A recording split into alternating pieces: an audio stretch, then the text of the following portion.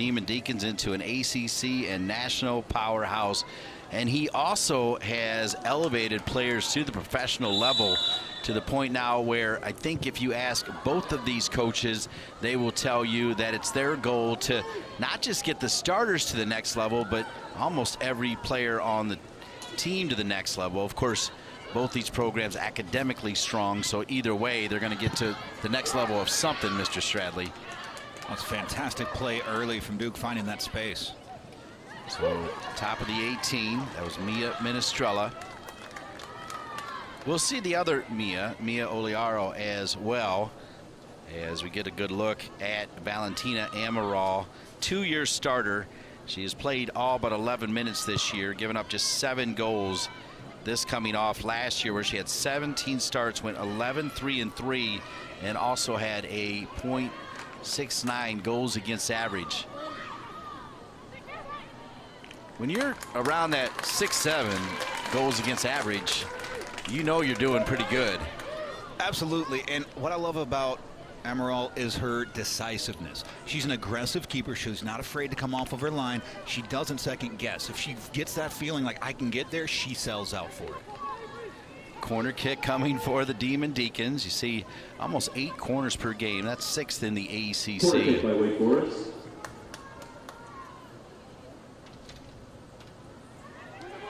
Wow, really quiet on this corner kick, and there's another good crowd here. Duke women's soccer over the years has drawn because people know good soccer, and Robbie Church had a trend where he was sending his team routinely to the college cups, thought maybe he was going to go out with a natty. Turning, still loose, little tap in. Oh, that was almost harder to miss. And right now, Duke glad that a little bit off target there from number 8, Chloe Burst, the sophomore from New Orleans. And a bit unlucky. The ball bounding towards you, takes a little spin and hits right at the edge of your left boot, trying to just poke it onto target, 1/2 of a cleat away.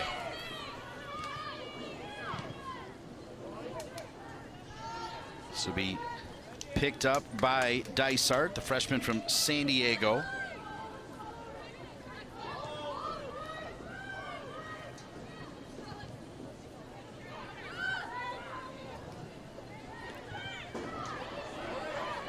Laguerre, rare miss trap, read all the way though, the long distance shot by Dysart. As you see, Wake's offense, 5 shots on goal per game. That's 16th in the ACC, but already putting one on frame. Here is Kat Rader. Kat Rader with multiple gears. I feel like most of you tuning in know this Duke team pretty well, but really incredible. There's Oder on the far side. Of course, Avery Oder, the freshman phenom, with 4 goals and 2 assists to go with her ECNL National Championship before coming here. Got to meet her mom moments ago, Dana Oder, who actually slid into my DMs just because of all the good things we say about Avery Oder, so it was nice to meet her. Corner kick. Here's Avery Oder. Look at that great footwork. Kept alive. Oh, big time save from a big time goalkeeper. This shot from Duke coming from Roller, the defender, but it's Amaral pairing it away. Corner kick, Duke. And it's a fantastic shot. Look at this little touch to find a little bit of space. Clipped into an area. It's a good right-footed blast. That's not an easy save. Amaral's reflexes make it look easy. It is not. Amaral taking the shot from Rader. Well, Matt, she is so good, and I like how we set this show up, right? You got these 3 attacking players that can score from anywhere, that can score in different ways, but they have to be extremely precise. That's how good Amaral is. She really is. I think one of the best shot-stopping keepers in the country, and I don't think I'd get much argument if I made that claim. Oh, I agree. Now, my vote doesn't get a whole lot of status for you, though, Matt, but in some got circles at least one vote. Yeah, okay. No, in some circles your opinion matters a lot. I think the circle just includes me and you. And yeah, it's a tight circle. If I could just get in the Chad Lattman circle, I'd be set. Here's Raider. Knocked out of bounds.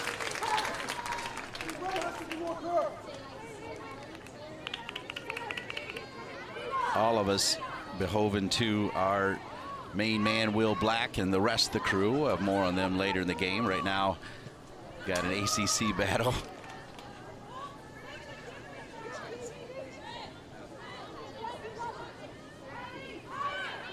Oh, nice throw.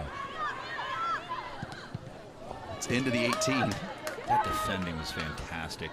Out of the midfield, spotted the issue, stepped it out. That's fantastic. You get why Wake Forest has only has 6 shutouts on the season, because they defend in packs so well. Raider, so good at creating her own space, and that's what I'm talking about. You're gonna have to get tighter around the 6, I think, to get one by this super talented goalkeeper. That shot from Raider, I don't know that it's intended to beat. I think it's with the bounce right in front of the keeper, intended to cause a rebound. But Amaral, so exceptional, able to just scoop it up.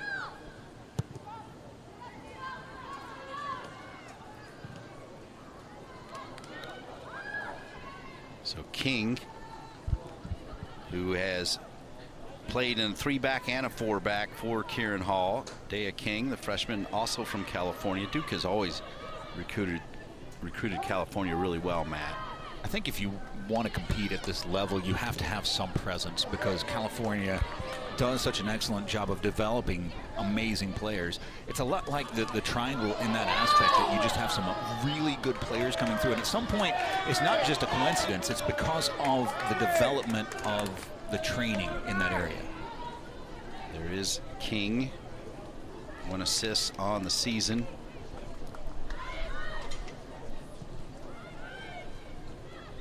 King, for a rookie in the ACC at Duke, she gets it back right there after losing it. She just plays with so much composure and rarely makes mistakes. For a player that plays so fast, she does know how to make the game go slower. It's really impressive.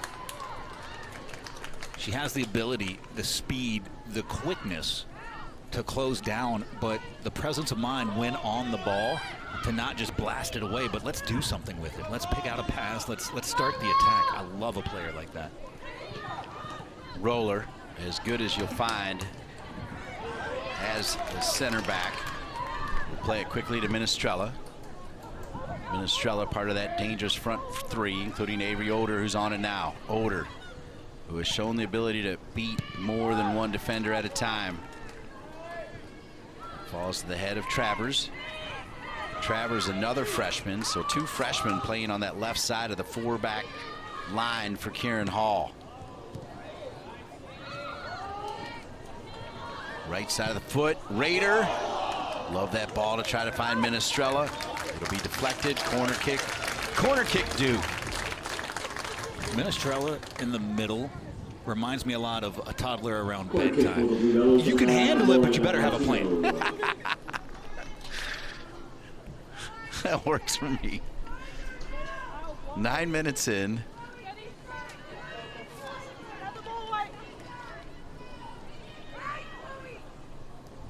Corner kick coming. High looping ball, about 9 yards out.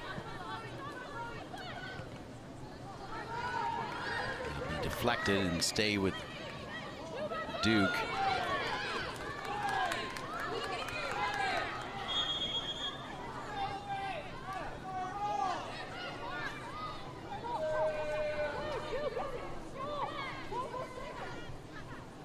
So the throw in from Duke, coming from Lexi Coughlin. On the side, Lynch. Lynch can actually smoke that service in. Did it there. Kept alive. Older dancing. Gives it up. Far side flag is up offside. So I'm pretty sure Amaral knew it, so really didn't make a big attempt to try to save it. Offside. Oh yeah, Raider. He was way offside.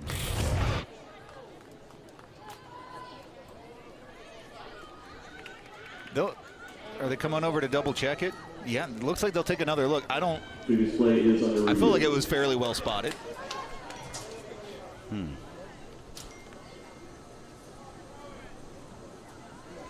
Have you noticed an uptick in official reviews in the past, I guess, since conference play started versus last year? I have. I have too. Yeah.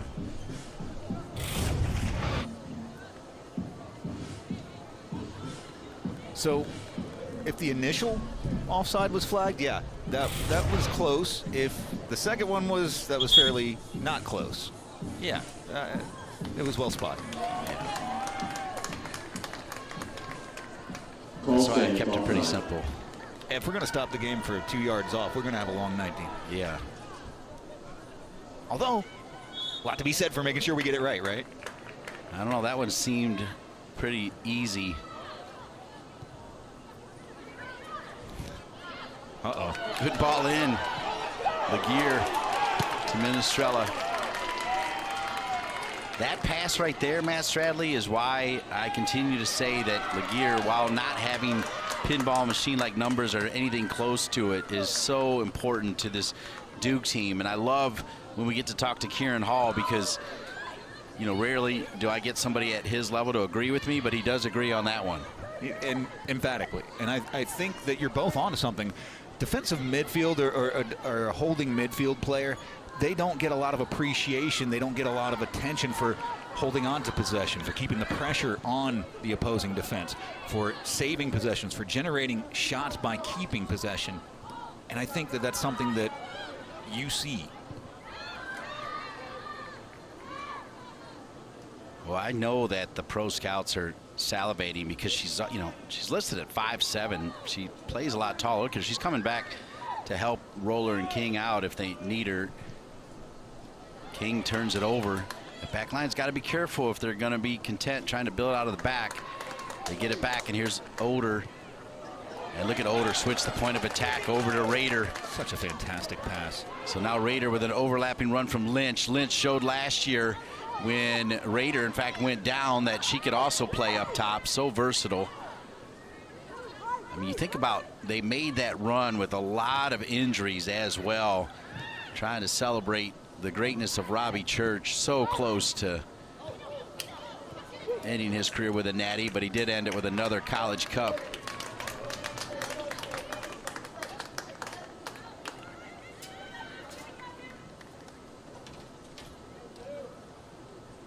Of course, just reminding everybody, Wake Forest on the other side would go on to face North Carolina as usual.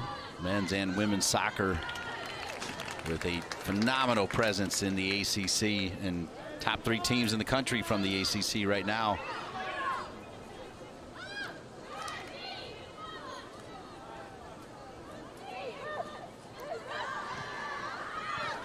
Laguerre. Left foot, right foot, doesn't matter for Laguerre. King steps in. Dropped into space. Oder. And offside. Offside. I like the tempo that Duke is setting right now. See how Wake responds as they try to get it up to Kylie Maxwell, who's having a big-time season as well. 4 goals and 4 assists for the freshman. She's a problem for the back line. She's got a speed that's from the first step. She can get up to top speed very quick. Rader squares it to Laguerre. Minestrella. Minestrella. Ooh, I like that idea. You could tell she was trying to scoop it over the 2 Demon Deacons as Rader that time was onside right above the 18 and would have been in. Oder showing that relentless motor and was thinking about upper 90 far side. She has scored some like that already in her freshman campaign. Has that ability without a doubt. Wraps her right foot around the outside of the ball. Just can't get the bend requisite. I love the idea, and I think she hits that more often than she doesn't.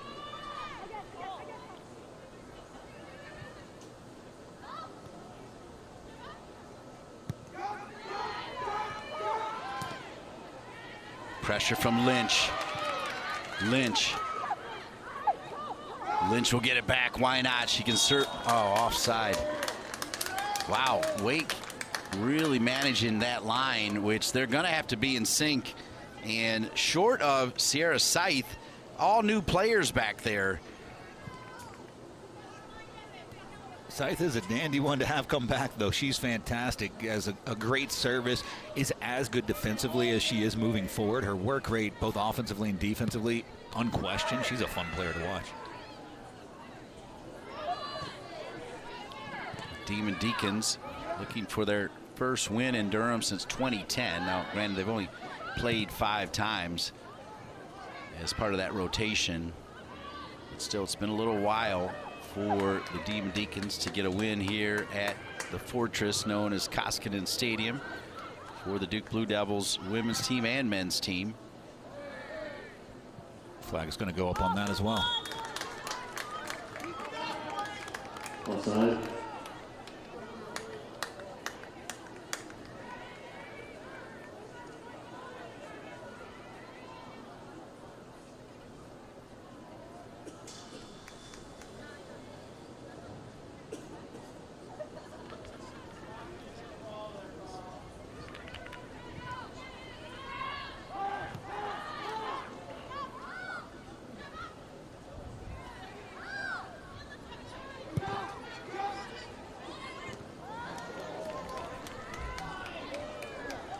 What I'm interested in right now is the trigger for the press. And what you're seeing is Duke is letting Amaral have some time on the ball, but they're cutting off that first pass, forcing her to push it wide left and right, and that's when they're sinking the press in. Lynch back over to King. Travers.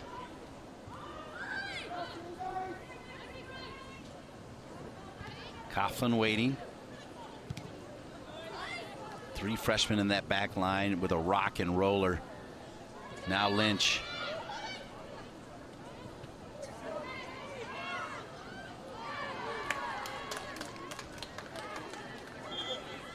So, Matt, obviously Duke's been effective. They've already had a couple corner kicks, but I do like the way Wake Forest back line is together on a string. They've draw a couple of offside. I like their movement right now. They're not going to make it easy here. And then they got the big-time goalkeeper, older from distance, but too high. It's not the youngest back line now, experience-wise. Yeah. They didn't have a lot of starts last year and the year previous. They had 9 amazing players that are now playing professionally that have moved on. But they are upperclassmen. So they've got some time in the system. They got some confidence. But the thing that I think that they are doing at an exceptional level is their communication.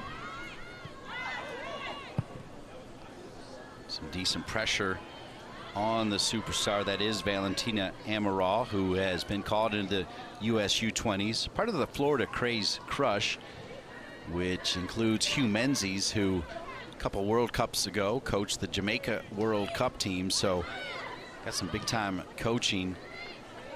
Here's Lynch again. Lynch can literally play, in my opinion, just about any position out there. I mean, Matt, I would not be surprised if she needed to play outside back or center back. She could do that too. She has the motor for it, for sure. She can run, and it never looks like she gets tired. And she has to, because it's human nature. But look good. Yeah, there's Lynch to Minestrella. I like that play too. That's another way to perhaps get it by this talented goalkeeper, is smoke one in and then head one with some speed on it, some velocity on it, and that has a chance too. It's going to be a quick switch, change in the point of attack, or it's going to be something like that where it's a ball that's sort of in between, just beyond the 6. That's going to make Amaral think about it for a second. If she does hesitate, it's going to be a problem. So Duke has had a couple issues on that far side trying to build it out of the back. So credit to Wake Forest for winning the ball actually in their attacking third as Duke is trying to play it out. Having said that, that last play, Cameron Roller always shows you so much. rather than sprinting back, she's like, wait, I've got King there. I don't need to waste energy here at the moment. And she was right. King had it covered. Duke's seen a couple of those turnovers in unfortunate areas cause goals, and their 2 losses, 1 apiece. So Alex Wood, the senior from Huntington Beach, California, Correction, it was 16, not 15. 16, Alex Wood. is going to come into the game.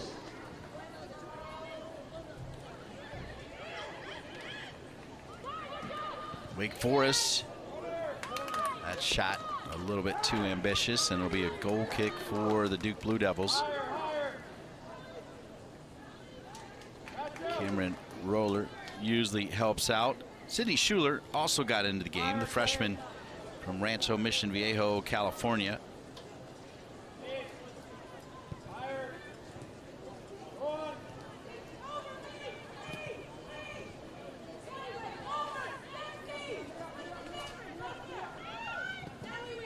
Roller feeling a little bit of pressure. Raider, you could tell she wanted just a little flick to Minestrella, and Minestrella had some green behind her.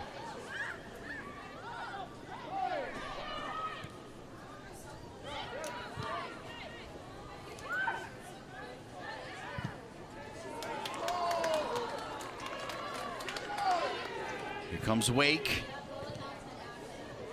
Denied by Roller. Played through. Wake is in. Wake has scored. The Wake Forest Demon Deacons. They bend a little bit. They do not break, and they score first. And the rookie, Kylie Maxwell, has goal number 5.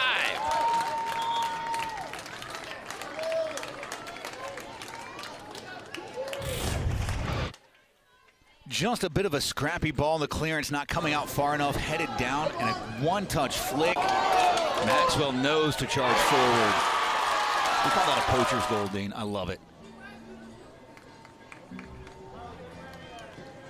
So Matt, Roller just a little bit casual after the poor clearance, and then Maxwell got behind her, and you kind of knew that if she could get any speed on that ball, it was going to go in, and that's exactly what happened.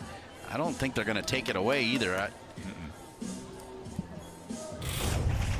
Looked to be on to me. Yeah. She's way on. It's difficult. Even one-on-one with a keeper like Dysart, it's still not a sure thing. You have to have confidence about yourself and a little bit of patience, because she could have snapshot that right first touch. Wouldn't have been in the wrong doing that, but it was a really smart, thoughtful goal. Assisted by number 28, Carly Wilson, and number 16, So Alex Carly Wood. Wilson.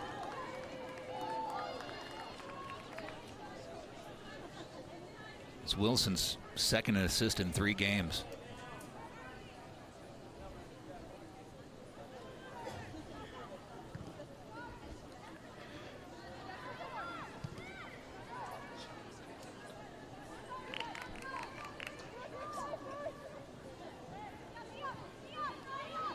Throw in for Duke.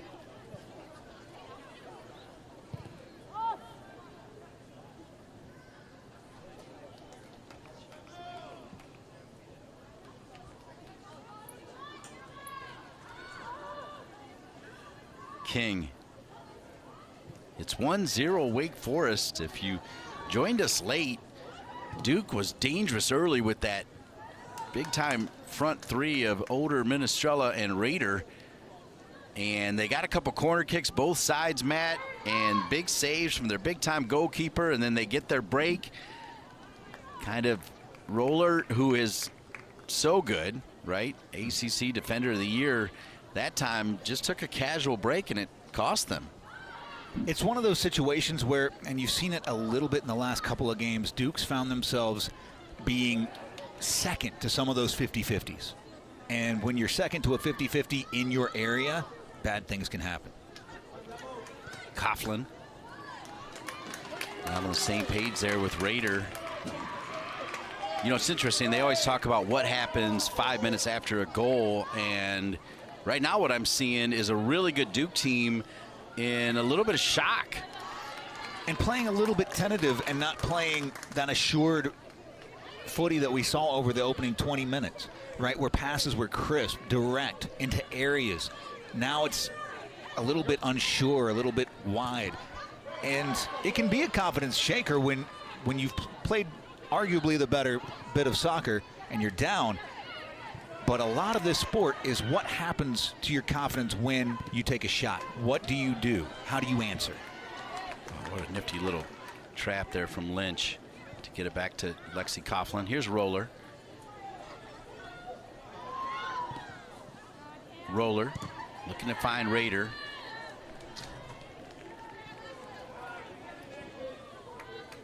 For me, Matt, obviously I'm very high on Karina Laguerre, but I just feel like they need to look to her more. There she gets it, just to connect the dots for the team. Like as they move it up the field, I wouldn't be mad if she got another touch at it.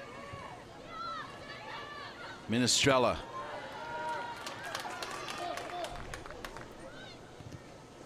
Dysart comes way out. And here's Laguerre. King.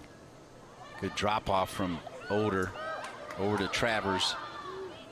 Travers back to Oder. Oder's onside. Raiders far stick. Oder. It'll be a corner kick. Only good things were going to happen there, I thought. She was either going to be able to get it by the Wake defender and find Raider, or she was going to get a corner kick. That was a good job by Wake defensively, pushing her towards the end line, getting it to where she only had one choice, which is to sit across. Corner kick coming. Raider coming over if they want to go short. This ball swerved in. Wow, what a great ball. That time, Amaral was beat. She actually kind of got a little disoriented. Watch this now as it goes through and over Amaral. Now watch her kind of scramble a little bit. She's beat right there, I think. She comes off the line trying to grab that ball in the air, realizes she's not got the facilities. It's too high and has to try to drop back to the line, and I think a thumping header makes us even. Lauren Martino working her way back into full fitness, coming off injuries as well. She finds the head of King. You know, it would not have surprised me at all if Roller had the equalizer, because she's a smart enough player to know that that last go is a little bit on her. She's an absolute demon in the air as well. So I think there's going to be a lot of attention on her in the box. And if there's not, then it's not the coach to lose it, I know.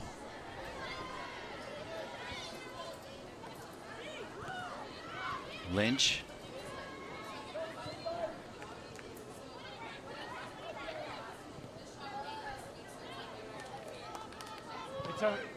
Roller. To Minestrella. That's a fantastic touch, Dean. That was brilliant. Kieran Hall has yet to go to his bench. Oder down near the end line. The touch got away from her. It will be a goal kick. Duke, as always, plays a tough schedule and then gets in the ACC and plays top 20 teams. And they've had slow starts against these highly ranked teams. Trailed Virginia 2-0 and Notre Dame 3-0. They came back and gave Notre Dame all they could handle. That was a great soccer game, but those are the only two losses on the season. And Matt, how many times have you seen or heard the stat, you know, the team that scores first, let alone scores the first two, wins the majority of the games? No, it's especially at this high of a level. I mean, it's such an advantage to have that lead. And you're going to make the other team play a little bit more attacking minded, and that's going to leave them open in the back. And maybe you tack on a second. If you're asking whether I'd rather be up one or down one, give me up one, please. Here's Raider earning another corner kick.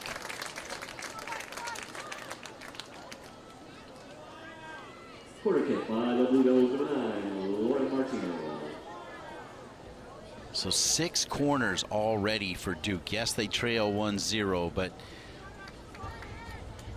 usually if you can get 10 corners, you're going to get 1 or 2 in, especially the service from Duke, as Martino serves it in, trying to keep it as far away from Amaral as she can, but instead it starts a possible Wake transition.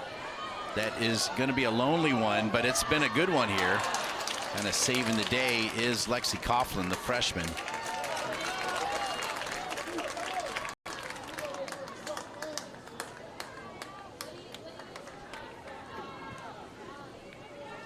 Under 18 minutes remaining in the first half. Wake Forest 1, Duke 0.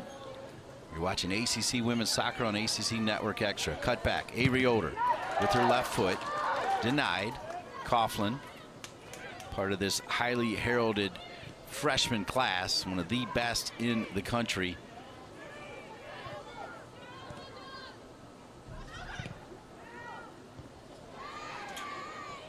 And Estrella. We were trying to find her. I thought maybe Minestrella would have been offside anyway if it made it through. And at the end of the day, it's going to go back to Wake. Wake will have a, let's see if they're going to call the foul or the throw in.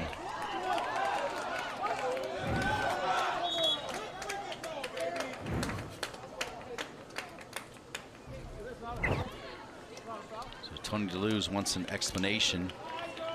Entering the game for W5. Did he get in the way of that play or something? Is that because he kept pointing to himself? It's on me. It's on me. Well, he pointed the wrong way first. He said it was going to be Wake's throw. And if there wasn't a foul there, and I didn't think there was, I thought it was shoulder to shoulder within a playable distance of the ball.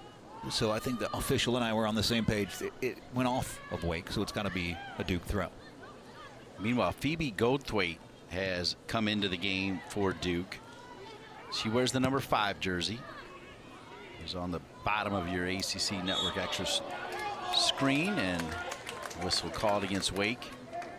So roller quickly to Laguerre. Laguerre to Minestrella. Goldthwaite. Wasn't the easiest ball to handle, but she made it look easy. It looked like it was a planned play. I'm impressed.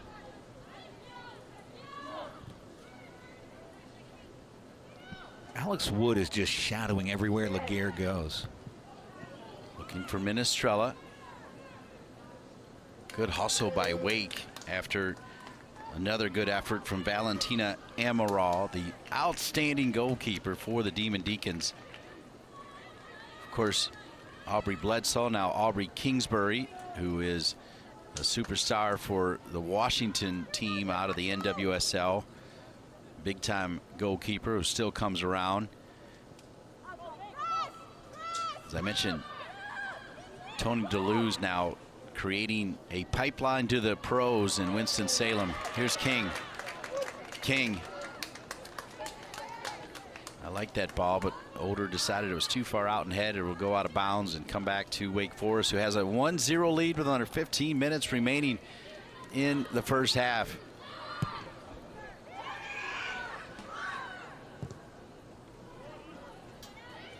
Nobody home for that diagonal ball, so it'll be a Duke throw-in. It's a good idea, and it's a good place. Wake's trying to find that space behind the Duke back line, and it's there. But it's going to take either a deflection or a pretty special pass to unlock it. Coughlin.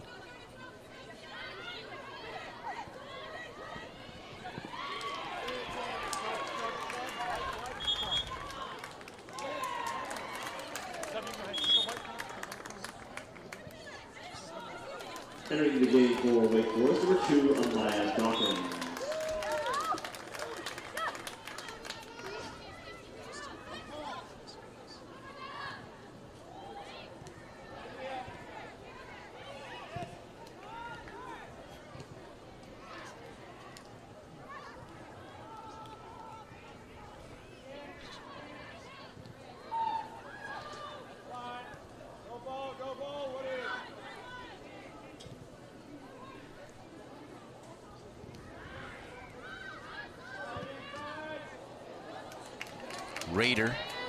Raider. Well, the unique players that could run that ball down, but when off the touch, it goes out of bounds. The surface here looks outstanding.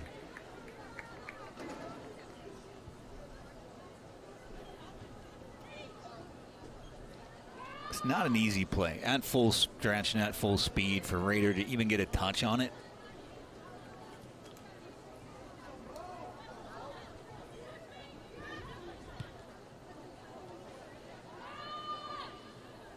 The press will come when the ball goes wide from here.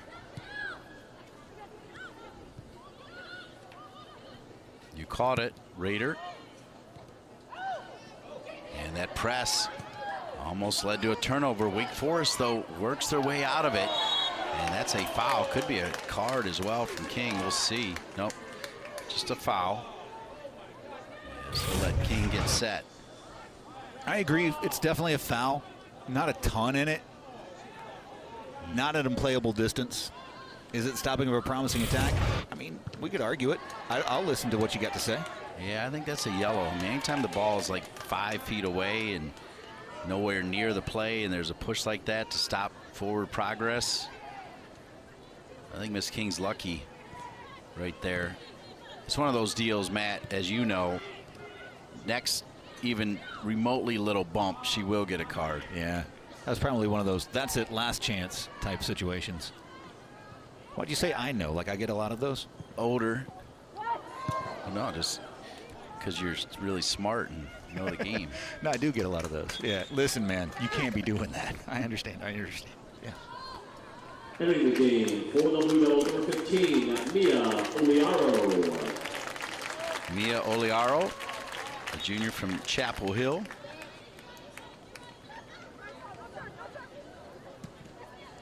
Played a year at North Carolina before joining the program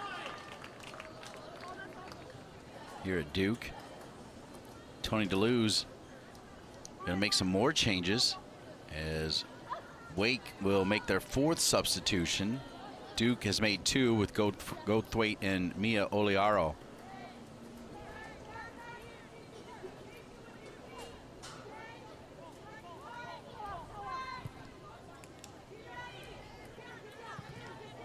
Older, denied by Wake Forest.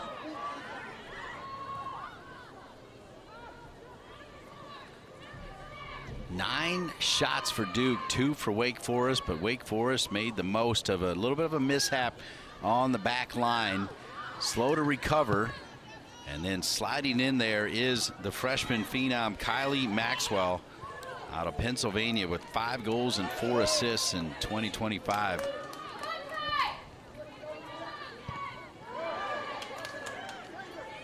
Boy, Wake, talk about composure on the road here. They got a long way to go, but despite losing 9 of their 11 starters, good freshman campaign, hit the porter well. And you know, just as important, though, players like Dina Tale, who waited around for 4 years, barely played at all. Tony said, are you ready? She's been ready. There's a lot of players like that as well on this team, Matt, which I think shows that even, 30-plus years into his job, Tony DeLuze is now establishing Wake Forest as a team you do not want to mess with. Absolutely. And if you're thinking about those backups who've been going up against those first-team players year after year in practice, a steel sharpens steel. There you go.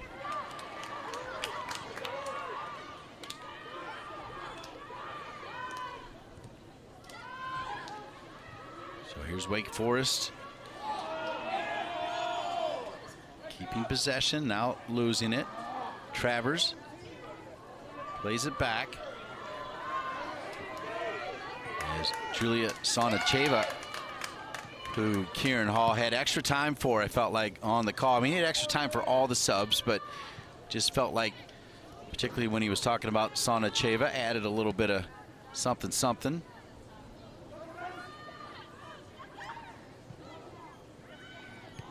In the loss against Notre Dame, I thought Sonacheva played with a lot of strength. Yeah, and that's what he talked about. Throw in from Goldthwaite. Lexi Coughlin. Back over to Oliaro.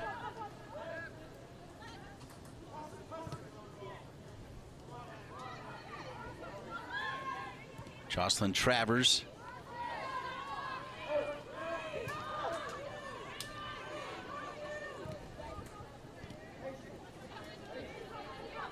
I talked earlier about making sure Laguerre gets touches. Martino also needs to get touches. We've seen her serve some great corner kicks, but she needs to get some touches in the run of play. That was a ball I think Duke had given up on, but somehow Sonacheva is able to hold it in, and if there's a runner near post right at the 6, that's a problem.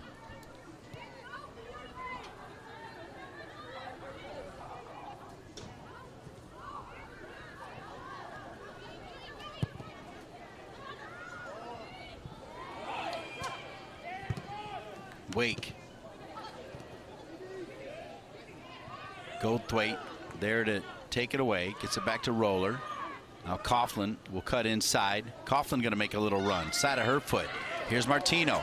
Just asked for her to get more of the ball. Martino, can she make that probing pass? She thought about it, but just a little bit too far out in front of Sonacheva.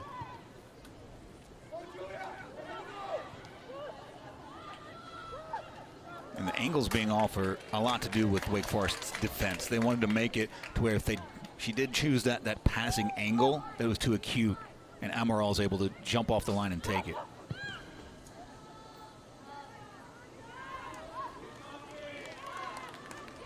There's way more geometry in soccer than I'm comfortable with. Travers. Back to King.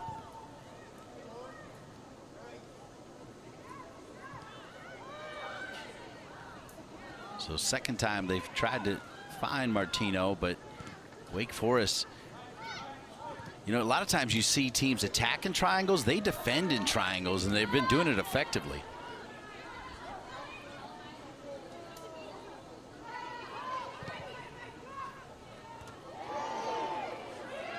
Chested down. Martino. Oliaro. Oh, just needed to take. She needed to go down to like a 60-degree wedge instead of the pitching wedge there. A little bit of backspin would have been everybody's friend.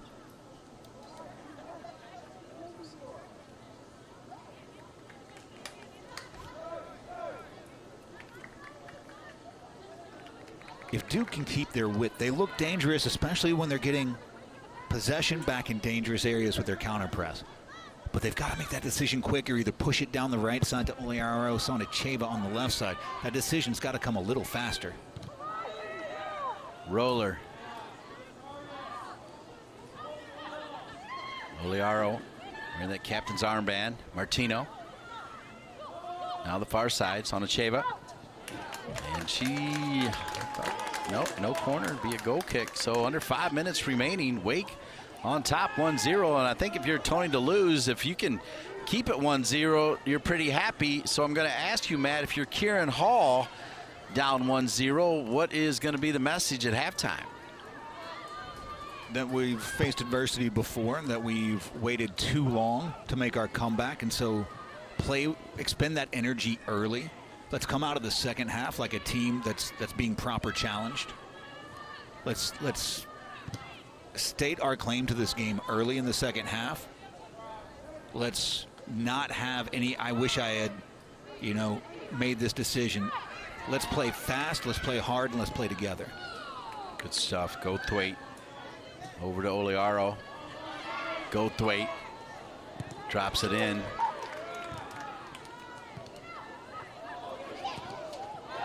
Goldthwaite. It was almost like Matt Stradley stole the pep talk from Will Black before the game, just the way you said that. Yeah, I did. We got together on, there's a button I can press that kind of bypasses you. I didn't want to, but just to be honest. Yeah.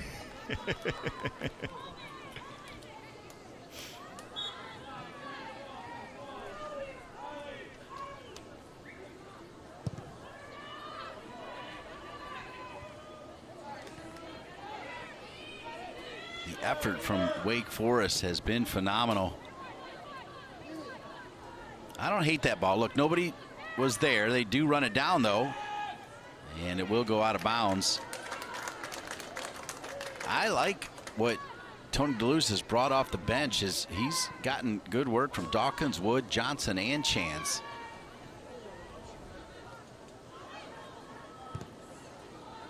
Farrell Walters has come into the game. So now 4 subs for both teams.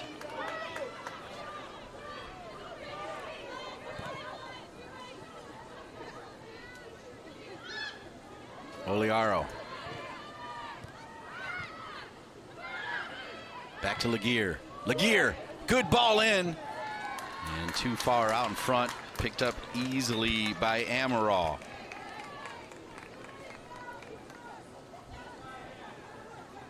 That was a good idea. Goldthwait running right along the line, trying to use that momentum to turn it up. The pass, just the parabola wasn't quite right for her.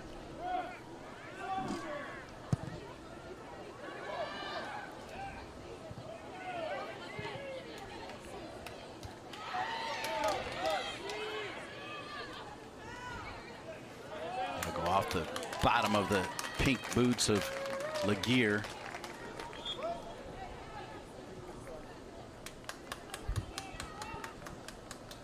Number 9 Duke, number 18 Wake Forest, and it's the Wake Forest Demon Deacons with the 1-0 lead thanks to their superstar freshman Kylie Maxwell.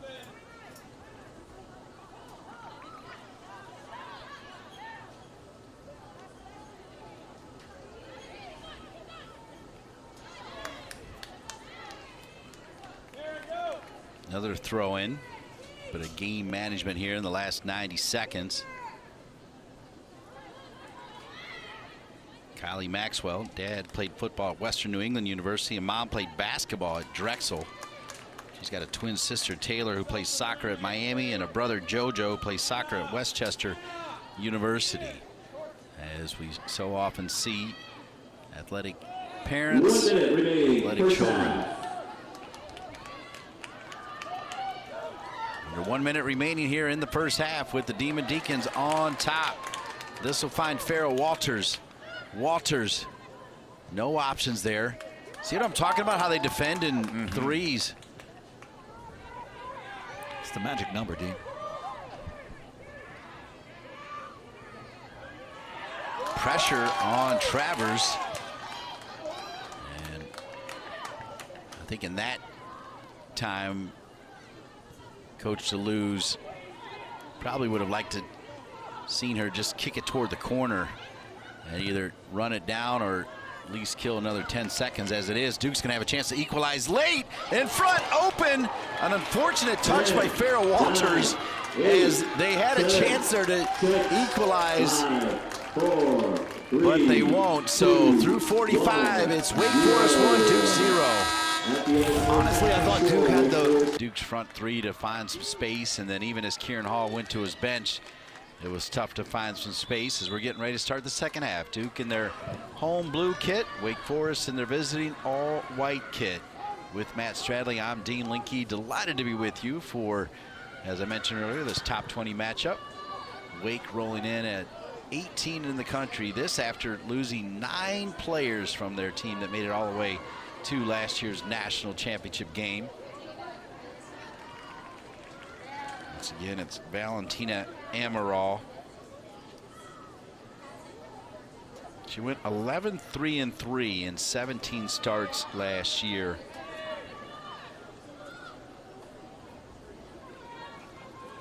She has spidey senses, I'm convinced, because she has a sense for where the danger is, where the attack's coming. That's a little abnormal. It's out of the ordinary. She's so much fun to watch. A little bit of contact at the top of the 18 as Mia Oliaro.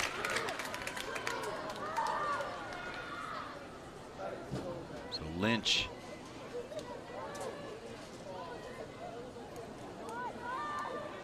And we'll see, Rader might want this as well. I mean, Lynch is a pretty good option from this distance.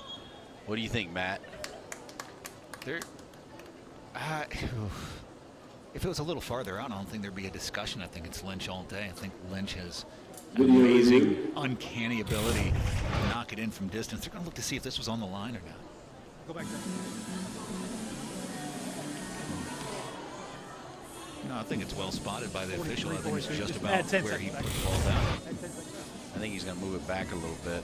It's actually advantageous to Duke. It's a little bit too close. It's so close. I don't know that you can get it up over the wall and back down.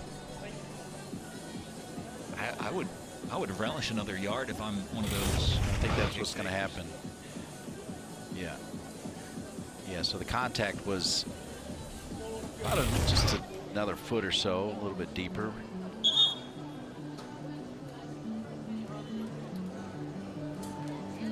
Quick video. There's Kieran Hall in his first season. Was working with John Kerr and Mike Brady, the men's team. And Robbie Church said, hey, I got an opening. What do you think? And he switched over to the women's game and absolutely loves it. It's going to be either Lynch or Rader. I think it's going to be Rader. I think she's going to try to dip it over the wall.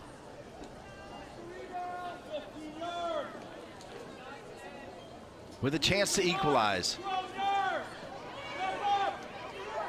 You got a 4-woman wall, and then pretty close, you've got 3 or 4 more white jerseys. So the goal's pretty well covered up. As I look at it, I feel like the near stick is the best opportunity, but you make a great point based on where the ball is. Can it dip down? We'll see. Or do you go right between them? You can't, because Amaral will be there. We're getting close to yellow for not staying on that line that the official drew. Raider goes near stick, but it was on the wrong side of it. I thought it was in. Everything but the goal. Everybody in the arena thought it was good. It rippled the back of the net, but that's because it bounced off the back fencing first. Oh, that was the right play. Yeah. It dipped. It just didn't have it inside that post.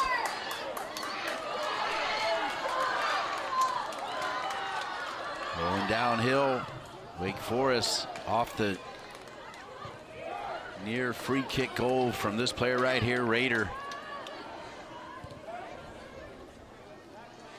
Avery Oder cuts in. Now they'll start from the far side.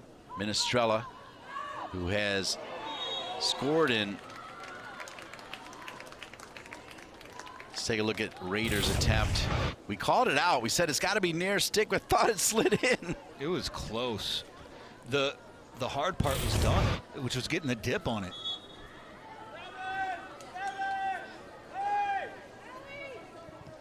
Free kick for Duke. There's Rader again! No doubt that time! 1-1.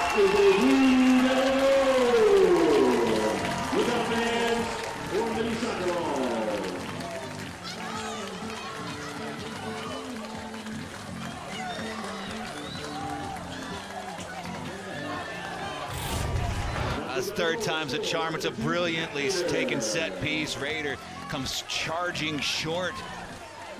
Beats all the Demon Deacons to the spot. Oh, that's such a difficult skill, Dean. Takes a swinging volley at a bounding ball, catches it just as it hits the ground. That's the best chance you have to know about where it's going to be. Oh, she made something so difficult look easy. Kat Rader's 7th goal of the season, 27th of her career. This after a season where 4 games in a game that you and I were calling, she went down. And her season ended where she had 1 goal and 1 assist. Her freshman year, she had 12 goals and 5 assists. Sophomore year, 7 and 2. And now 7 and 7 as Wake Forest shot. No problem there. So Kat Rader has made it 1-1 here in Durham. And Matt, I'll tell you what, the pregame talk that you said Kieran Hall was going to give, if it was anywhere close to it, it moved me, and it certainly moved the Duke women as they have come out with a purpose here. It's 1-1. Drop back to Rader. Well, that time, that was interesting as Avery Oder slid back over to get it back, and that was the space actually that Rader wanted to use to attack the goal. A bit unlucky And you saw that bit of indecision of, okay, now I don't know what to do because that's where I wanted to go. Laguerre.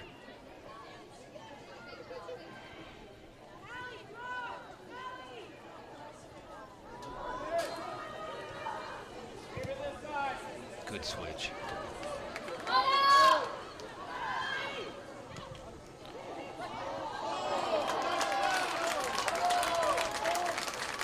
Handled by Amaral.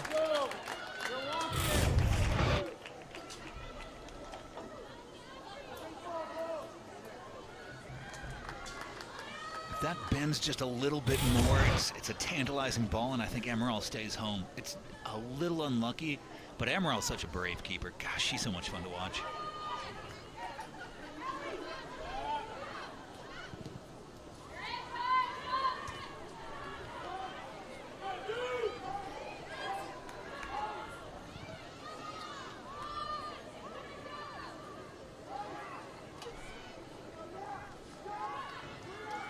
All the way back to Amaral. Nice bit of play from Wake Forest.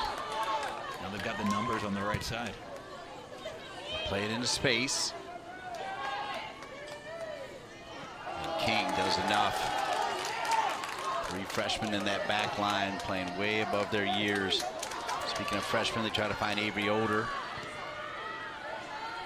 That'll be played back. Zadayon, who the freshman from San Diego, just her 5th start of the season. She has played with the Armenia youth national team.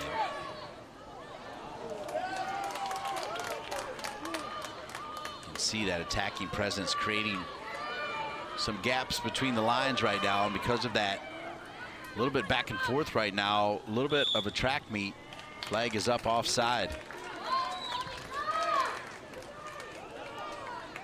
I love how quick Duke's playing. They sense that there's a little something in the air right now. But they've also expended a ton of energy over the last 7 minutes. Duke out shooting Wake 11-5. 4 shots on goal. Avery Oder with that press, the beneficiary. She can hit it with her left. It's a little bit too high. And a Kia, I think.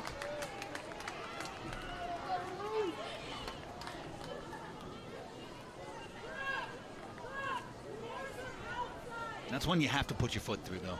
If you're going to have any chance at sneaking this past Amaral, you've got to blast your foot through it. Unlucky, leaning back just a touch, trying to generate the power, and when you lean back, you're going to get that lift on the ball.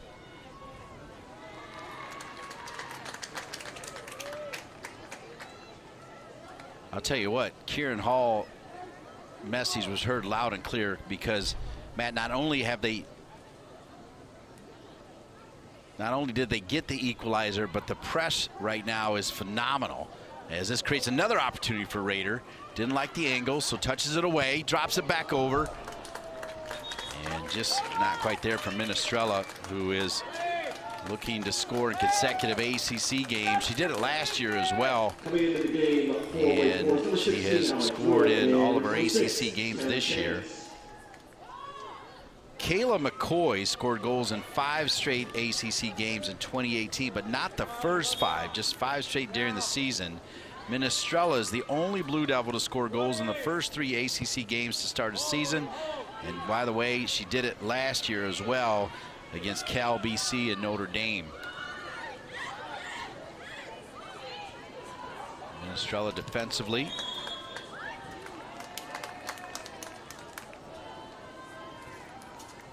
They played advantage for a second. They will bring it back to Wake. Little tug on the jersey by Minestrella, just trying to get back into position. I like that the official tried to play the advantage, but when Duke got a foot on it, bring it back. Yeah, I like that.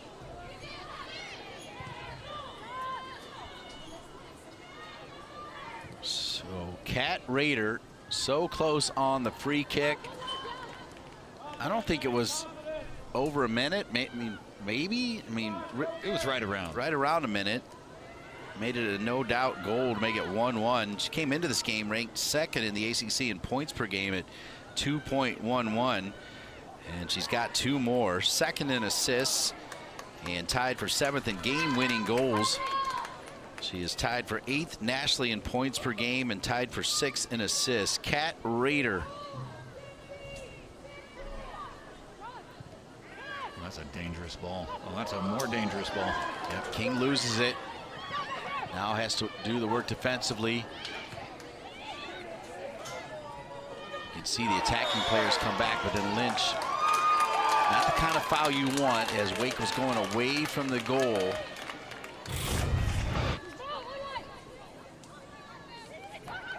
Not a ton in it. I think the official maybe anticipated, or the player anticipating the contact. I don't know that it was really there. Although Lynch put herself in a bad position by that lunge. Yeah, especially lunging at a player that is going the other way.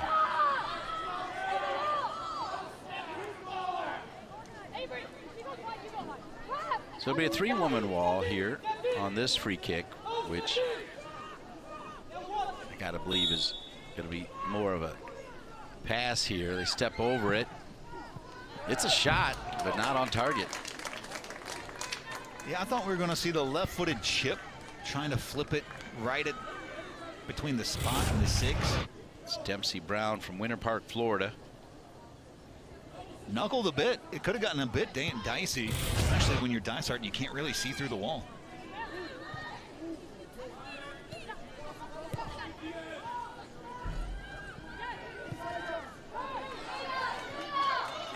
King.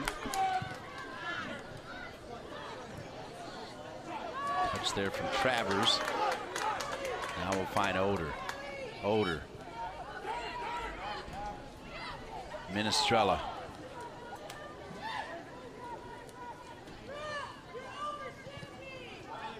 Coughlin has Laguerre. We'll use her. Laguerre. See Laguerre. That was her 4th option right there. She truly is like a quarterback, and that one picked up off the line there by Amaral, who is ready for everything, including crosses at the top of the 6. Duke went from their left offensive side to the right offensive side in 3 passes. That's enough time for the Demon Deacons to get their defensive shape back, to get that shift right. If they can do it in 2-1 even, just a one-time change of the point of the attack, that's where this Duke's going to find the space.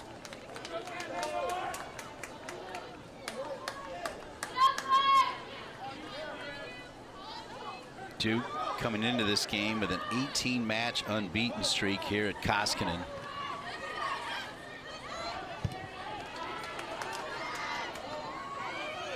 But King has been going at it with Maxwell. King wins that battle.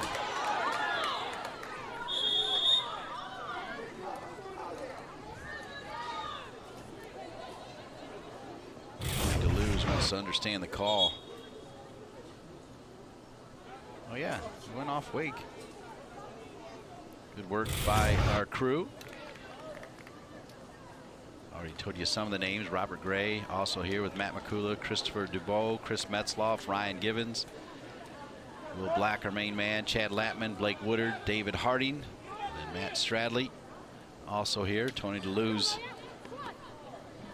What a career. 34 total season. It's his 29th at Wake Forest, where he boasts a 327, 201, and 65 record. That's above 60%. That's strong, particularly right down the road from North Carolina and Duke. And he said something in our meeting with him that really resonated with me. I can't believe they pay me to do this. He loves what he does. Yeah, just signed a 5-year extension after that national championship run.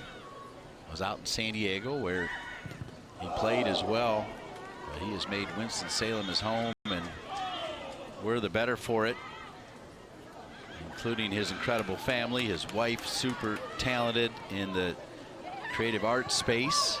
That one sent across. His son, Austin DeLuz, played for Jay Vidovich, won a national championship in 2007, beating the Ohio State Buckeyes is still the all-time assist leader. As that one goes out of bounds, and now he is a lead scout. There he is on the left, Austin DeLuz, Wake Forest all-time assist leader, director of scouting for the North Carolina Courage. So like his dad, he has switched over to the women's game, and he was very much the face of the men's pro team down the road, the Carolina Railhawks and NCFC. Was working in partnerships, made a couple massive sales, and then when Kerry Boley, Dr. Kerry Boley, was hired as the technical director, he said, man, I like your eye for talent, and he's got a pretty cool job now. Yeah, I mean, you didn't have to tell me he was on the left. I could look at him and see the relation very clearly. Well, you're not the only one watching, Matt. Oh, that's fair. But they look very similar. Like, you could be like, oh, yeah, definitely related. But that's such a cool story, and I love that he loves the sport. That's something that we have in common. The women's game is just so fantastic. We've been treated to quite a contest tonight. That's well said.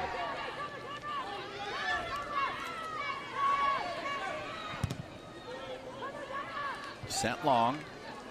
Headed out there by Roller, who's got to be pleased that this game is all tied up now. That was pretty wild right there. It was a heck of a catch. That was tough to do over the shoulder. If we see that in the NFL, we're applauding that catch. It was brilliantly done. I think it just fell into her hand. Now watch this. Watch how they just juggle it for 5, 6. Oh, there's a hand in there as well. I wasn't joking when I said it was a heck of a catch.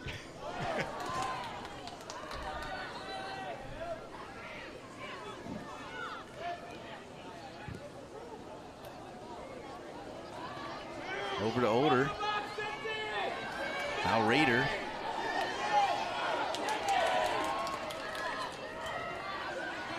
Raider back over to Oder. Oder, good ball! Oh my, that somehow went in the wrong side. As we were talking Mia's, this one was Mia Oliaro. Great pass from number 10, Avery Oder. And I think it takes a touch off of Amaral and is just enough to put Oliaro off.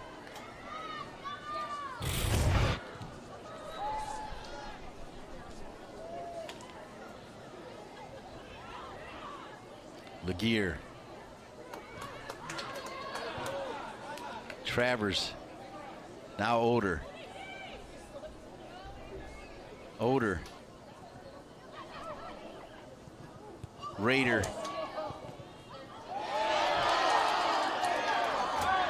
Fans thought there was a handball inside the 18 there. They'll play on.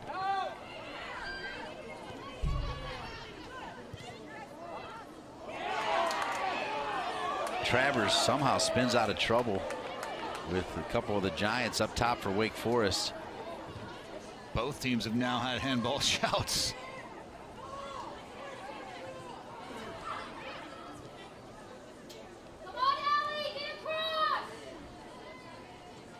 Lynch, side of her foot. Back across again, and there's the tap in! Mia Minestrella has scored again in an ACC game! And it's 2-1 Duke!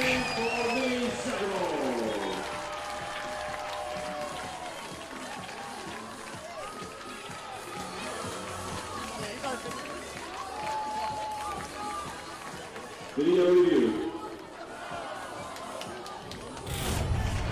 Minestrella is going to get the plaudits. 4 in a row is amazing, but look at this ball by Oliaro. Now, the question is Raider offside? I thought she was. I did too, and she definitely interferes with play because Amaral gets sucked into it. Well, Anna touched her. There's that too.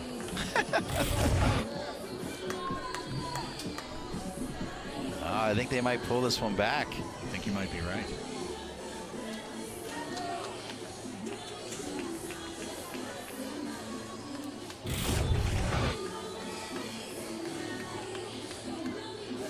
All right, so Raider is going to pull a defender and also pull the goalkeeper off, and I feel like it did hit her anyway. It did, you're right. So when you impact the pass in any way and you're in an offside position, You're going to get called offside, and the ball went right through her. Yeah, I don't think that it's arguable. I think Minestrella was on. I think it's tight with Minestrella, but it definitely clicks on to Raider right there. Yeah, you can see the ball kind of move just off a little bit of a touch from Raider. So I think they're going to pull this one back. Wow, they have gone to video a lot. And they've needed to. Yeah, again, better to get it right.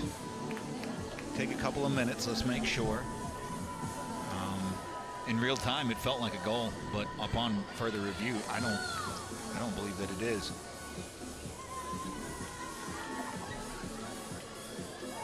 I'm thinking if we go back, I wonder how far back are we going? Are we looking at the initial handball shout? Surely not, right? So check this out. He's calling the far side linesman over.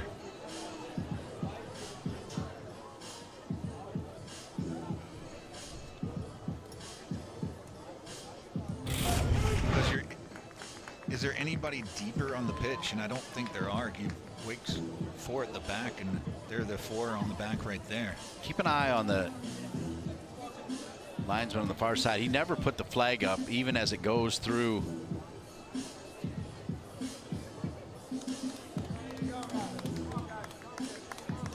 And then tapped in.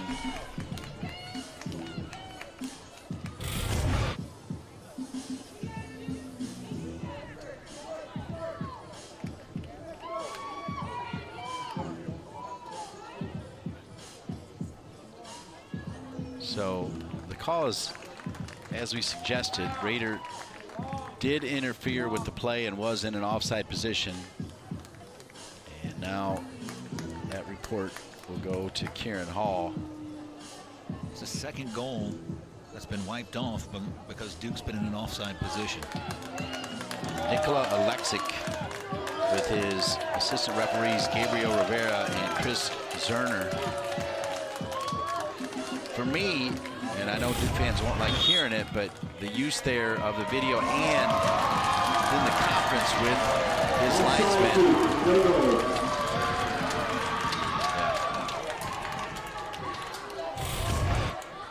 It's the right call. Yep, so it'll stay 1-1, Duke offside.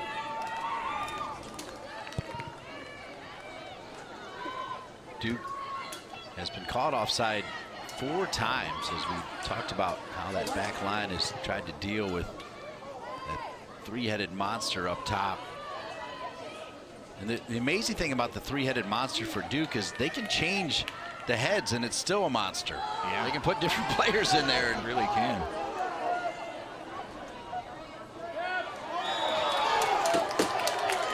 So there's a couple of fouls on the same play.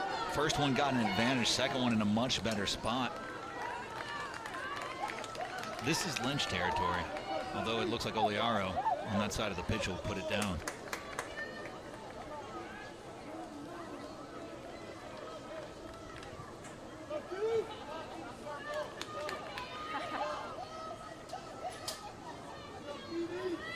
keep an eye on Minestrella on the back post, and also look for Roller over there as well.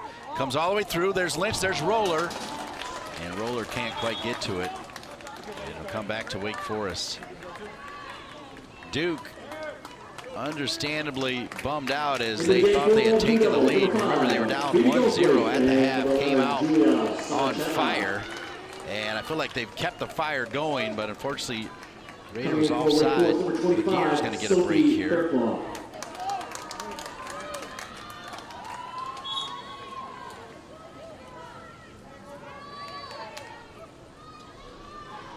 So Wake Forest will bring in their grad student from Winston-Salem, Sophie Faircloth, who has battled all the way back to get out there.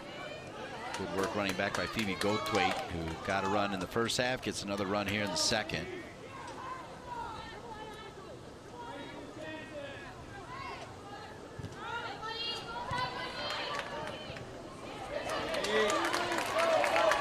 Here's Scothwaite. Fantastic read. He's got Rader. Will play it perfectly to Rader. Rader can run onto it. First times it and earns the corner.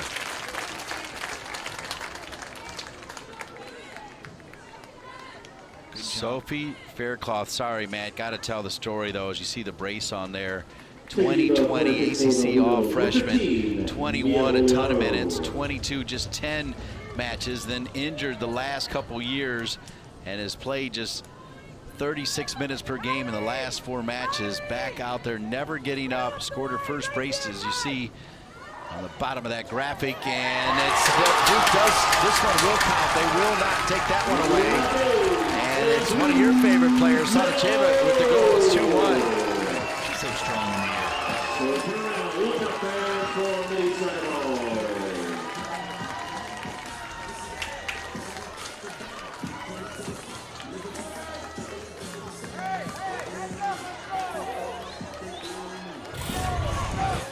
When you go into the mixer, you got to be a different kind of person, right? You got to be a little bit wild, a little bit crazy. You got to be a little bit strong in the air. Oh, that was a goal that made you want to flex, team.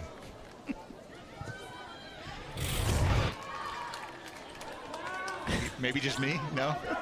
I was flexing when I said that to you. Love a strong goal. Spent time at UCLA. UCLA. Number 11, Julia Sonacheva with the assist from number 15, Mia Oliaro. First goal of the season for Julia Sonacheva. She actually played with Duke's Al Piper on the Bay Area Surf, as there's a lot of club connections for Duke. They stay connected. And one thing they all have in common, they're extremely bright. All of them ACC honor roll students, all of them with big time majors. Impressive young women. Sonacheva listed at 5'8". She went through the air like she was 6'7".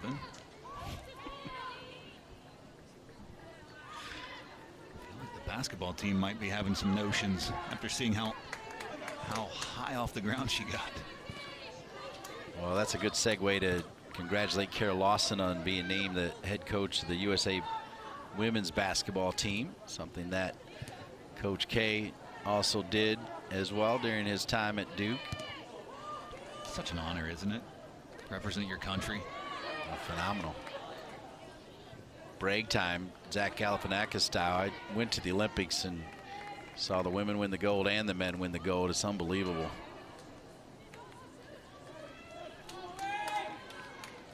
That was a pass that fooled everybody. Oliaro had made the back post or the far sideline run.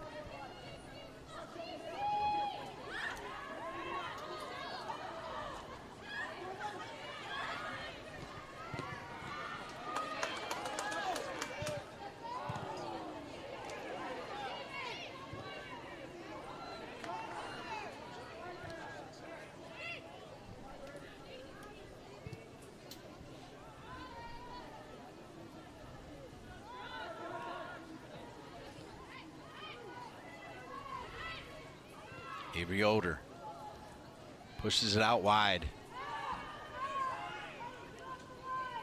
Matt Stradley, how about the fortitude of Duke? Down 1-0 at the half. Had to feel decent. As you mentioned, they had more possession, they had more shots, they had more corners. They come out, they get the equalizer early, and they probably could have had a sitter, didn't get it. Rader was offside, didn't get it. And now they still come back and get it. So it's 2-1 Duke. You feel like somebody at home finally lit some sage and tossed it around the room. Like, it felt for a moment like perhaps a little bit cursed, but I think a proper saging was done for the Blue Devils. And by saging, I mean Sonacheva flying through the air like a borderline superhero. You know, it's interesting. We actually have fans coming up to us here asking why the score hasn't changed to 3-1, not realizing that that goal after the long video review didn't count. This is going to be a blowout in some fans' minds because you've had 2 goals rightly chalked off due to Duke being in an offside position. You had one that on the free kick by Rader that looked like it was in the back of the net. And Oliaro that was right there on the back post. Remember that one? Oh yeah, that was after Rader had missed the free kick by the narrowest margin, so it was a fool me once, shame on you. Fool me twice, won't get fooled again type of scenario.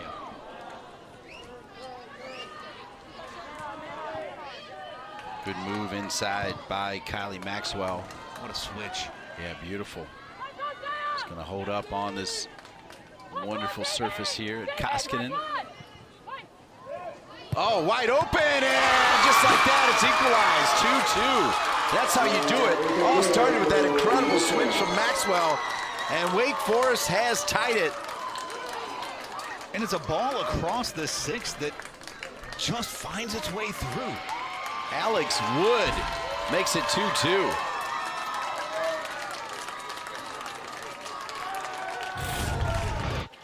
There's the switch. It's a brilliant ball. Is it a little bit too heavy? No, because we've got speed out on that side. Now here's the brilliant touch. Just enough space. Gets the cross across. Somebody's got to be marking that one. Boy, it was a really good dummy, though, because it drew King over. And King was basically stuck in a position of covering 2 players at the same time, and that freed up Wood. I think that's her first shot of the season. So Alex Wood, yeah, just her 3rd game she's played in after playing in 19 games a year ago. So working her way back. She's from Huntington Beach, California. 11th goal of her career. 5 as a freshman, 3 as a sophomore, 2 last year. She has started 13 games in her career, so good to see her back out there. Played for Beach FC, ECNL under the coach Jeff Joyner.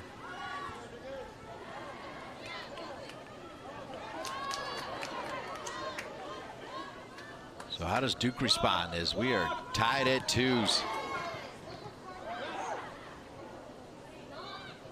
Referee's got to blow the whistle there as a Wake Forest player took the brunt of the ball on that cross from Sonacheva.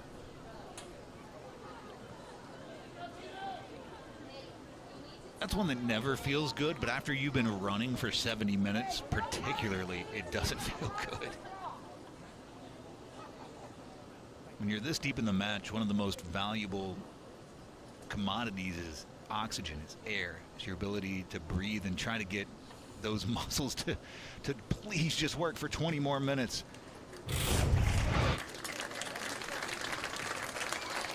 Watch this look. That one hurt my abs, or where they would be if I had them. Come on, everybody on the same page here. Let's go. Brooke Miller took that shot. You're right, it was the midsection.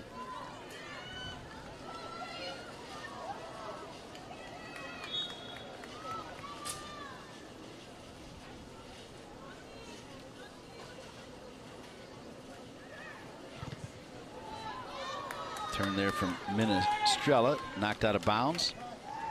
There's Carla Overbeck, 30+ years as an assistant coach at Duke. After a spectacular career, didn't lose a game at North Carolina, then led the U.S. women to the World Cup title in '91, the gold medal in the Olympics in '96, and then another World Cup title in '99. Little known fact about Carla Overbeck, she also won a WUSA title. That was the first iteration of women's professional soccer, started in '99. And after a disastrous first season, Carla Overbeck would score a goal against Atlanta and Cindy Parlow's team that would send them to the final to play Mia Hamm and Abby Wambach. And in that game, we learned later that she was actually pregnant with her second child, Carson, who would go on to play volleyball at North Carolina. Came off the bench with the game winner, pregnant with child.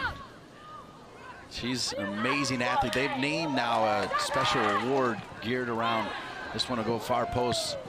Finish that story later. Wake Forest can take the lead, and they do. The flag stays down, and Wake Forest with the finish as it finds Hannah Johnson, the senior, and it's 3-2 Wake.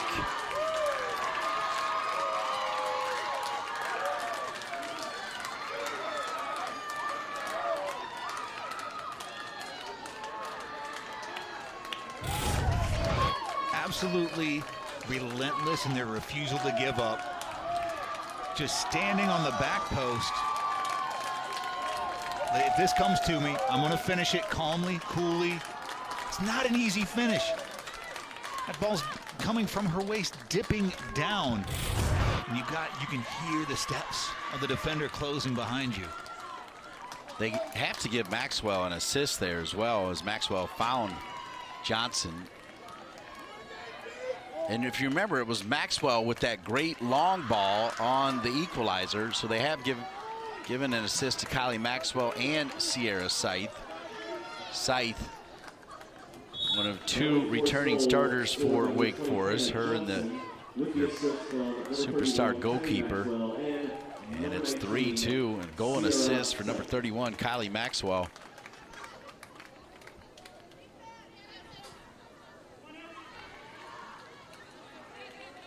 Wake scores in bunches. They are one of the most preeminent, I don't want to say momentum teams, but that's what they are, because they get one by you and then they hit you for a second real fast.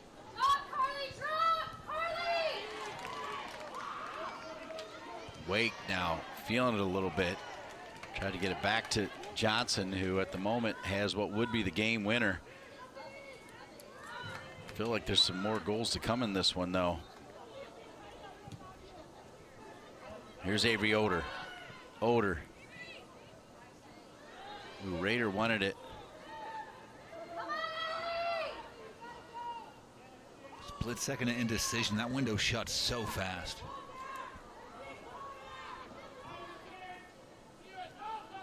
Duke. Did not wait for the overlapping run. Played a little bit too early, and it'll come back to Wake Forest.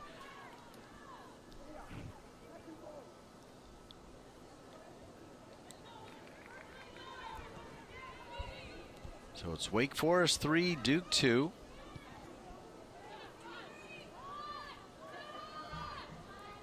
'21st minute, Kylie Maxwell, assisted by Carly Wilson and Alex Wood, made it Wake Forest 1-0. Duke would come out in the second half. Kat Rader, assisted by Mia Oliaro, 1-1 in minute 48. 65th minute, Julia Sonacheva from Oliaro and Lynch. Wake on the attack again. There's King getting it over to Roller. 69th minute, Wood with the goal, assisted by Sierra Scythe. And in minute 72, Hannah Johnson, assisted by Kylie Maxwell and Sierra Scythe. That's the story right now, as it's 3-2 Wake Forest. On top of Duke, the number 9 team in the country.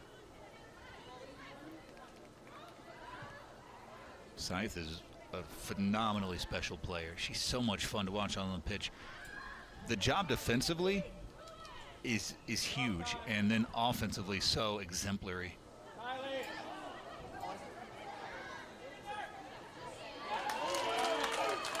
Remember, Duke has had 2 goals taken away with video review because of offside. They have been offside 5 times.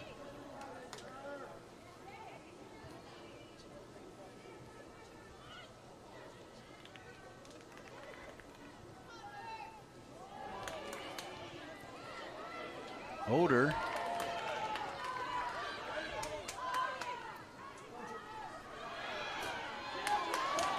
Referee not buying the fall there from Sonacheva,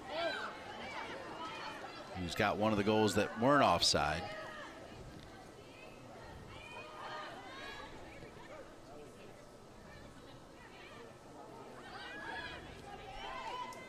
Lynch, so strong. Oliaro. Back to Sonacheva.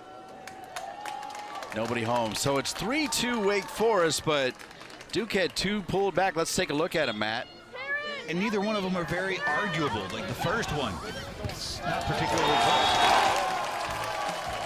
The second one, the ball struck here. It's not particularly close. I'd love to argue.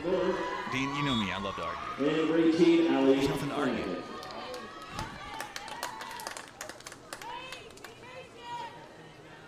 I've never seen you argue. I'm really good at it. 3-2 Wake Forest.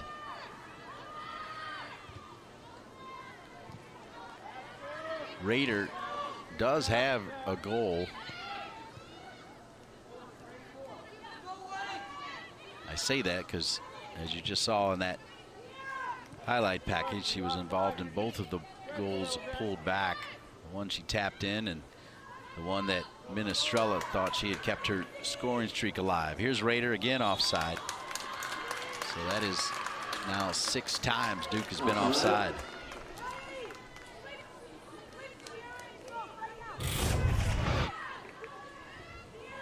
Now this one, yeah, not particularly close.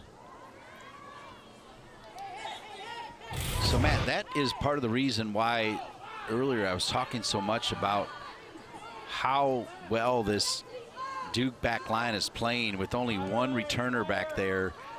They have been able to work together so well. It says a lot about Tony DeLuz and his coaching staff.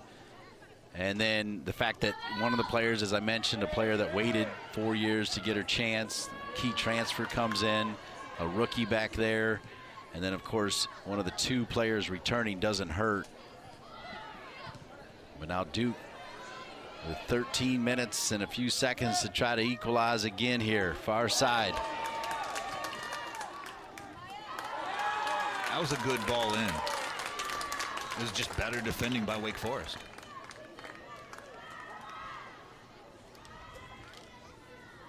The communication of this back line from Wake Forest is elite.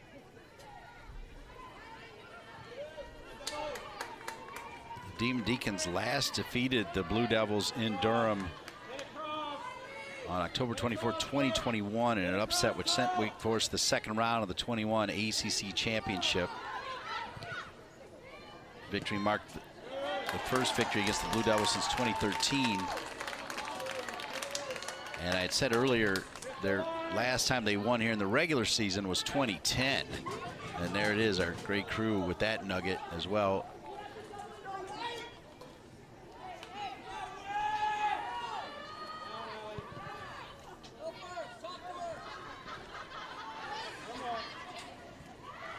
Taken away by Lynch. Sonacheva played it back over to Minestrella. Now Lynch will bring it back to King. Now Roller, as Duke looking like they're in a 3-back system here now. Down 1 with under 12 minutes remaining.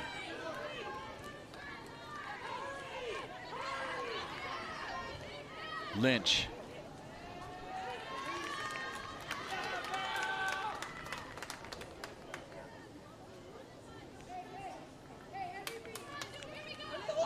So Matt Stradley, now Duke once again has to deal with that tight.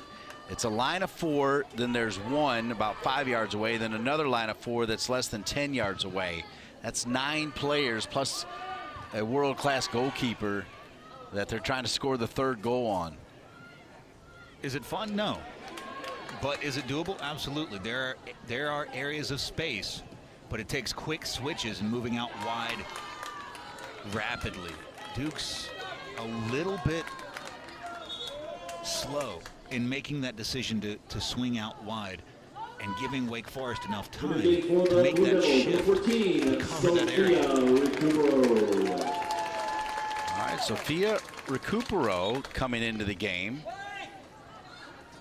For the first time this season, was able to say hello to her mom, who worked with my wife as part of the '94 World Cup, Stephanie Recupero, who is that shot from distance, who usually is over in Germany, where her youngest son, Will, actually has been invited to play for the German national team, which is the youth national team, which is saying quite a bit.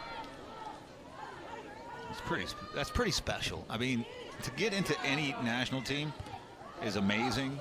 I mean, but the German national team, that's something otherworldly. Well, if he keeps at the same trajectory, he'll have a big decision to make when it comes to full international team time, because apparently he's quite the player. Roller.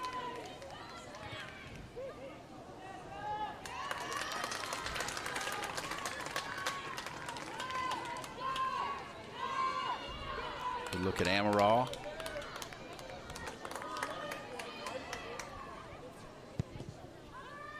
A little bit of pressure from Minestrella.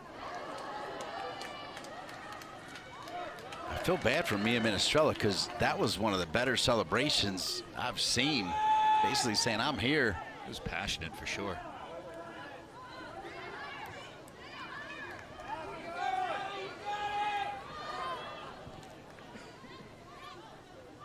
Lynch has it knocked away.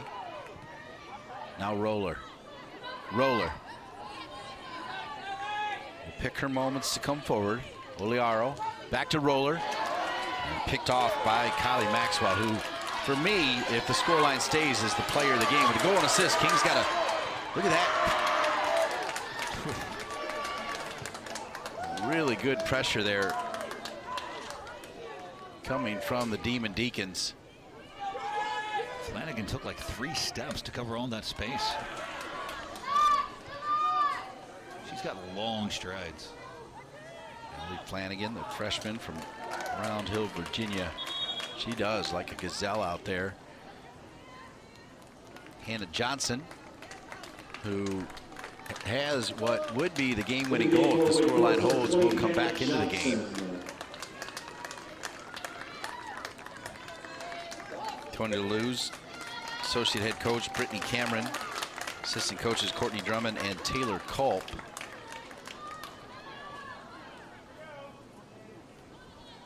Brittany Cameron with some final words for Lola Ressler, the sophomore from Winter Garden, Florida, getting ready to come in for the Demon Deacons, who hold a 3-2 lead with 8 minutes remaining.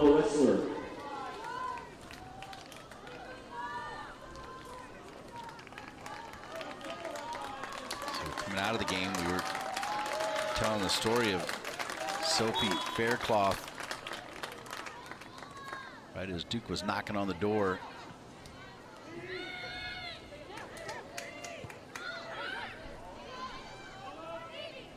It's great to see her back out on the pitch. I know that's bringing joy to her. She's a heck of a player too.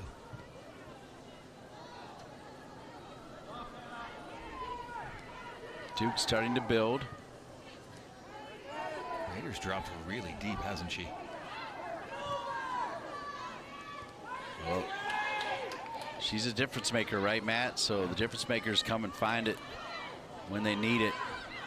Got that mentality.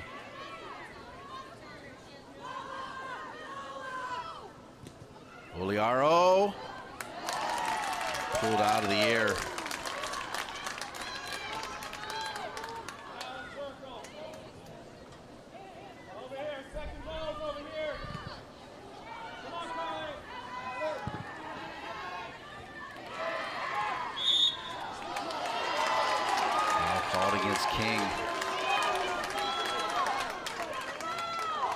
Johnson, the senior, sold it.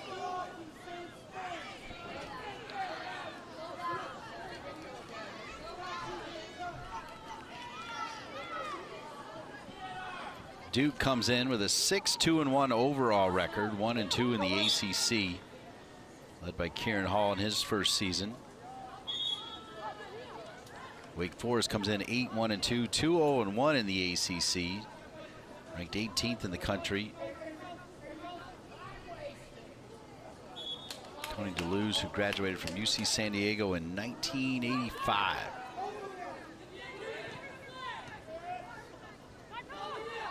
Left San Diego to come to Winston-Salem, and here's the cross. Can't say never went back, as the DeLuz family still has a lot of family out in the San Diego area. They pretty much go back a couple times a year. Knocked out of bounds. Not a terrible place to go back to, is it? No. Oh no, we're in San Diego, Dean. Whatever are we going to do?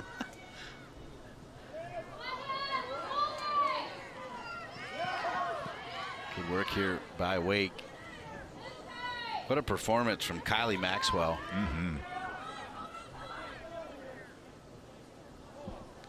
Goal and an assist from Maxwell.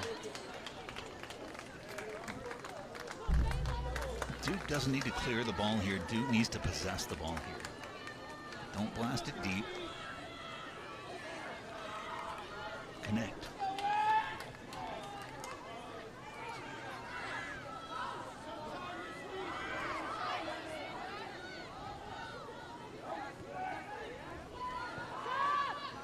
Minestrella. Oh, what a play by Minestrella. What a trap. Minestrella now. Drops it back to Oliaro. If something comes out of this, we'll have to bring it back to the touch from Minestrella. Here's Roller.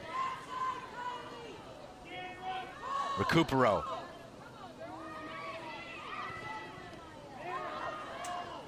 Time Lynch was just in the way, not much she could do. Coughlin. Now it's back to Oliaro. Oliaro back to Recupero. Recupero's got a great left foot, and she'll dial it up.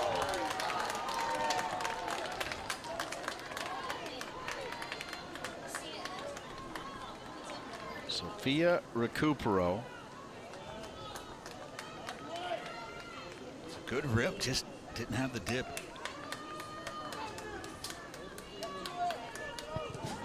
Apparently in practice, she can just absolutely hammer those and find the back of the net. So I was not surprised at all to see her crank that left. Because you know when you do anything with your left, whether it's your left foot, left, doesn't it look just, it looks prettier. Oh yeah, absolutely. Not when I do it, but when somebody who knows what they're doing. If I do anything with my left foot, you're like, why is he on the ground again? Looking for Oder. And Oder trying to put enough pressure on, but in the end, it actually goes off of Avery Oder. And so now a sub will come in for Tony DeLuz and the Demon Deacons. It'll be Alex Wood. Alex Wood with the equalizer that made it 2-2 back in minute 69.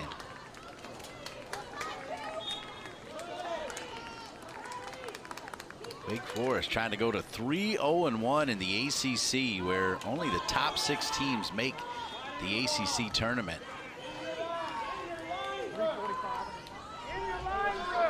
What a start.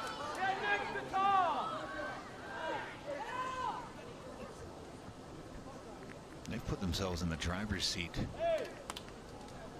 for the rest of this ACC season if they hold on. So they just added 15 seconds back onto the clock, 3:45.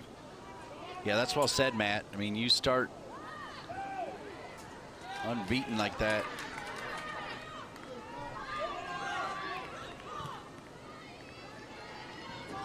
Wake Forest, their only loss was at Mississippi State, which was an interesting game. We talked about Austin DeLuz. He played for the Carolina Railhawks with Nick Zimmerman, who's now the head coach at Mississippi State.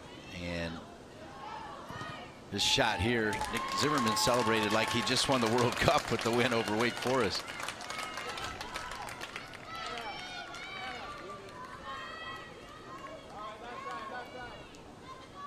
I think if you're Amaral, shots outside of the box, you'll prefer that all day. So Wake Forest with a tie 0-0 at Boston College to go with the 3-1 win against Miami and Virginia Tech. Referee not buying that. Here's Recupero. Physical challenge. Recupero on the give and go, and Recupero comes in a little bit late, but after that physical challenge there, referee didn't do anything on that one and won't do anything on this one other than blow the whistle.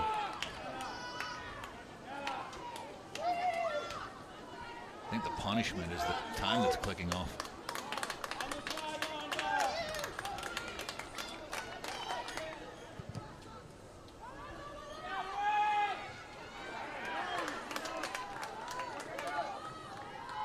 All right, Duke's got to go here. 2 minutes remaining in the game. It was Wake 1-0, then Duke 2-1. Now it's Wake 3-2. And a minute 50 remaining. Goldthwaite. And you're right, Rader has dropped into the midfield as Laguerre has been off for a long time. Hope she's okay. She came in from the U20s with Michelle Cooper, who would win the Mac Herman Trophy winner. A little banged up and perhaps isn't 100% healthy. And that was a couple years ago. She works her way into form. That one bounce and more time wasting as Wake Forest. This would be a massive win. You consider the 2 goals pulled back because of offside. I mean, Matt, you even said it as if Duke had won because it felt like it was 3-1, felt like it was 4-1, and it's not. It's 3-2 Wake Forest with about a minute remaining. And it's been uncharacteristic 1 minute remaining in regulation. to be spotted in an offside position that many times in the match. And so I don't discredit Duke's job. I do credit Wake's defensive job. That's really well said. There's still time here.